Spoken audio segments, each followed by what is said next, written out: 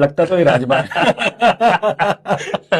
So any message to all the people who are watching you, Chandigarh के लोगों को क्या कहना चाहेंगे हमारे थ्रू?